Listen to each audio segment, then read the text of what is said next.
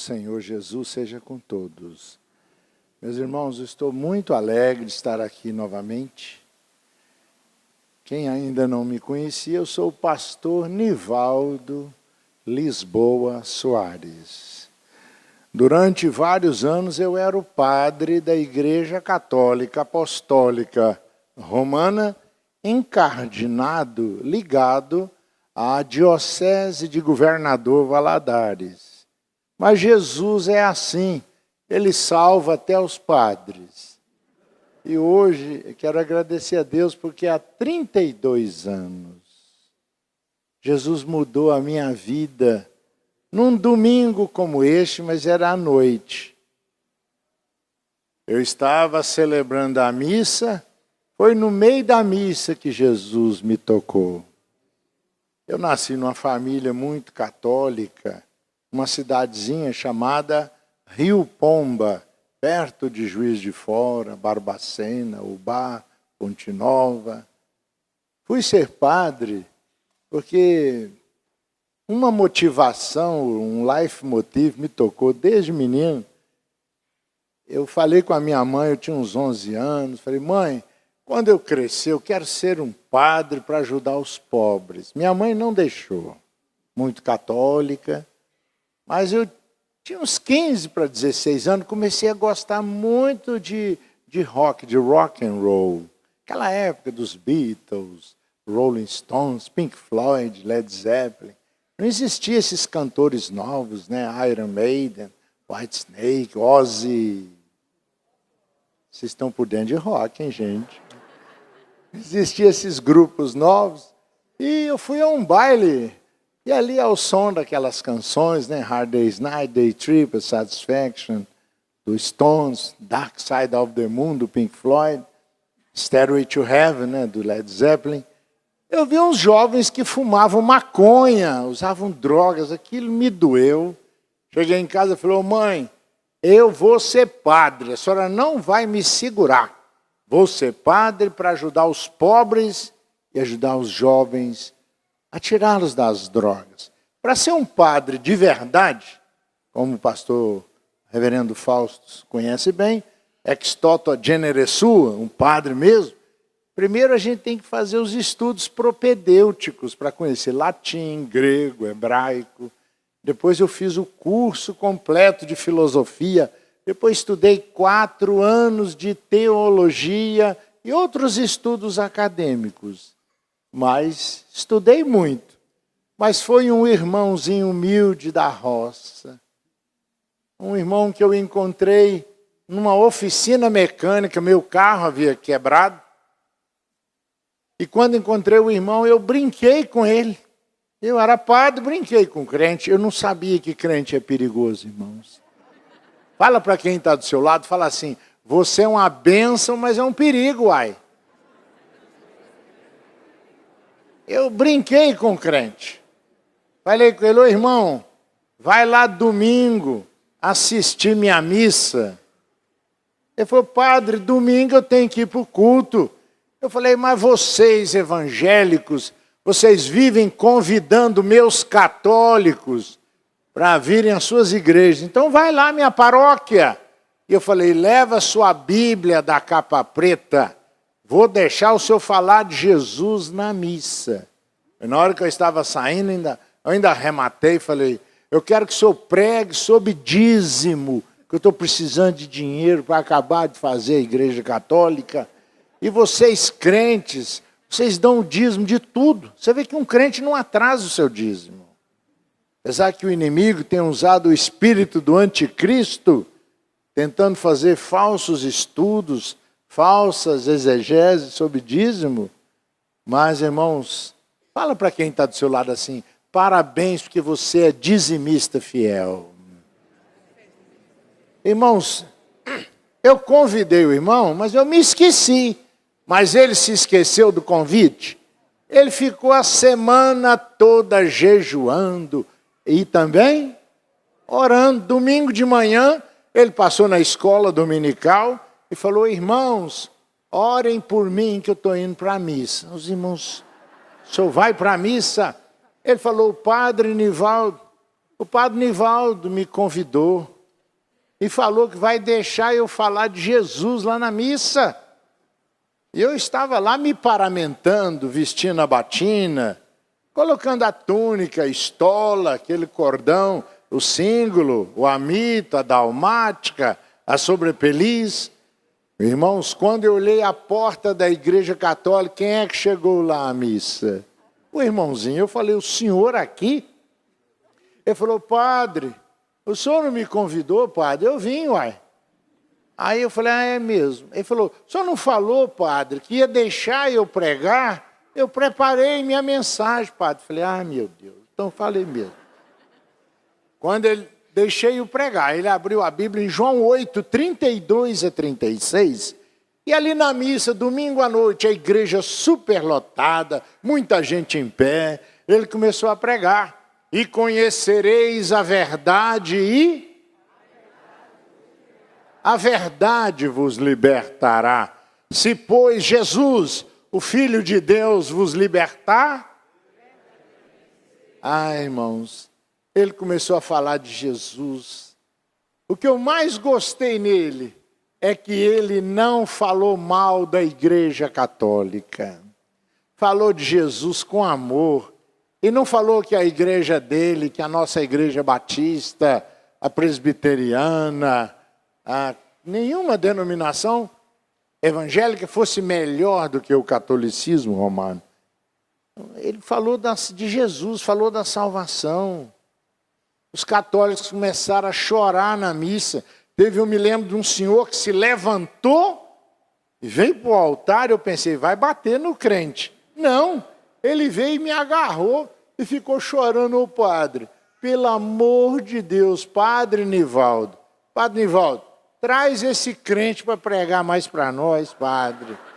Ele não sabia que daí uns 5 minutos, eu e ele, nós dois, e muita gente íamos levantar a mão e abrir o coração e aceitarmos a Jesus como nosso Salvador. Eu gostei demais. Por exemplo, eu era padre, agora eu estou falando um erro meu. Eu ensinava 40 doutrinas contra a Bíblia numa missa. Não vou falar tudo porque Roma não foi feita num dia só. Então eu tenho mais 3 minutinhos. Mas eu ensinava na missa que a salvação é pelas obras. Primeira coisa que ele falou, gente, salvação não é pelas obras, é pela graça por meio da fé. Aí eu já falei, meu Deus, então eu estou errado. Outra coisa, eu falava na missa que todo católico, quando morre, a sua alma vai para o fogo do purgatório. Eu ainda falava, antes do céu, o purgatório é cheio de fogo, mas é um fogo menor do que o fogo do inferno. Eu falava, é um fogo mais light, mais diet, mais soft.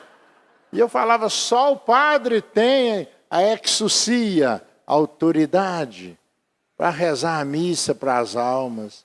Todo mundo me pagava. Padre Nivaldo, reza uma missa pela alma da minha avó, a missa de 7º dia, missa para tirar as almas do purgatório.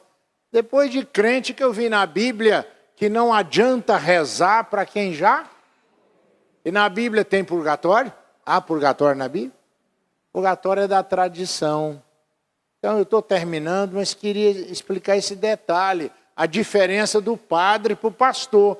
Pastor segue a Bíblia. Crente só obedece a Bíblia como única regra de fé e prática. Em latim, de fide et moralis. A Bíblia é nossa única regra de fé e moral. Fé e prática. Mas e o juramento do padre? Pastor segue a Bíblia, e crente segue a Bíblia. O compromisso do padre é seguir a Bíblia ou a tradição? A tradição da igreja, o magistério da igreja, os dogmas, a dogmática da igreja. A Bíblia vem também, mas não vem em prioridade, em exclusividade. Por isso que eu celebrava 6 missas domingo. Toda a missa eu bebia 2 cálices com vinho. E eu não dava o vinho para os católicos, só dava o pão, a hóstia. Por que que eu não... Às vezes eu até molhava o pão no vinho. Eu estava me esquecendo que Jesus só molhou o pão para dar para o traidor, para Judas. Mas por que eu negava o vinho? Estava obedecendo a Bíblia ou a tradição? Tradição. Concílio de Constança. Daí veio os fundamentos da transubstanciação. Mas por que é pecado fazer nome do Pai? Crente faz sinal da cruz? Não. Meu tempo se esgotou. Pastor, posso concluir? Cadê? Irmãos, eu dei uns minutinhos para o crente na missa.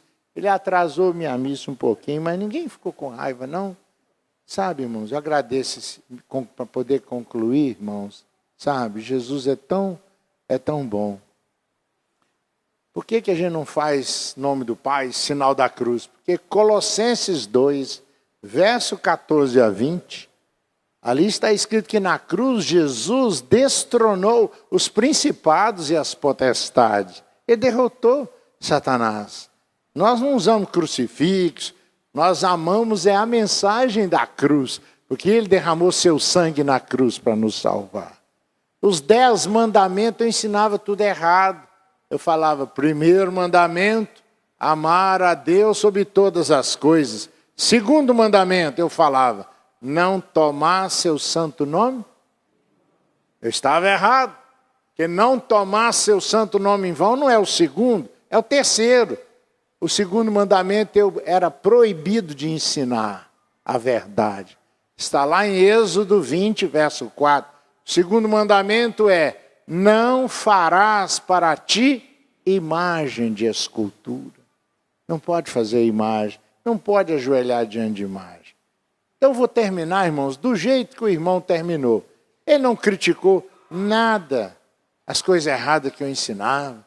Eu fazia todo mundo ajoelhar-se aos meus pés para confessar os pecados. Eu falava, ego te absolva peccata tua. Eu te perdoo dos teus pecados. E o dia que eu estava bravo, não perdoava não.